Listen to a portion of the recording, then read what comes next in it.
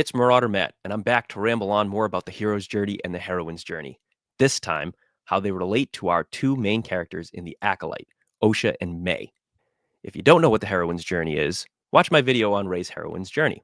If you don't know what the hero's journey is, watch like any of my other videos, but also my Ray's heroine's journey video. You'll learn it there too.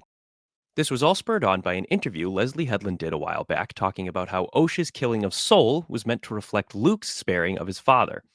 Two vastly different outcomes for the same step on the hero's journey, atonement with the father. If one looks at Osha and Mae's arc, they realize that the two reflect each other. Osha's is the hero's journey, Mae's is the heroine's.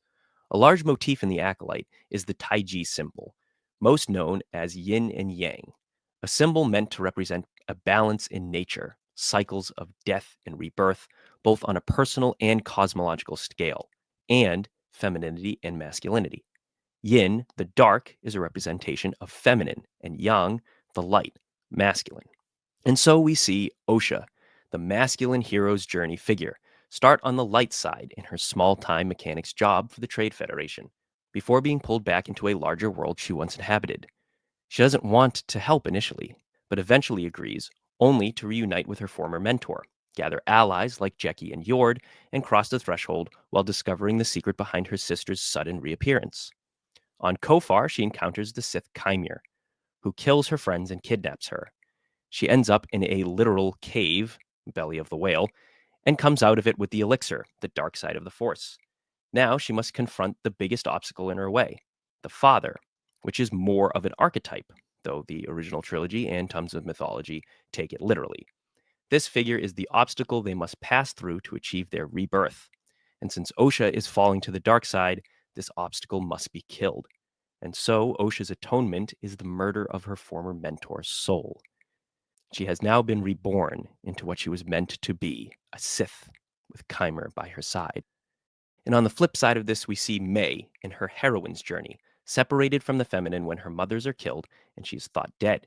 We see her reject her femininity when she aligns with the masculine, dominance-fueled Sith, embarking on her own road of trials, killing Indara and Torben, only for her to find that revenge does not bring her satisfaction she needs, especially when she reunites with her sister, the illusory boon of success.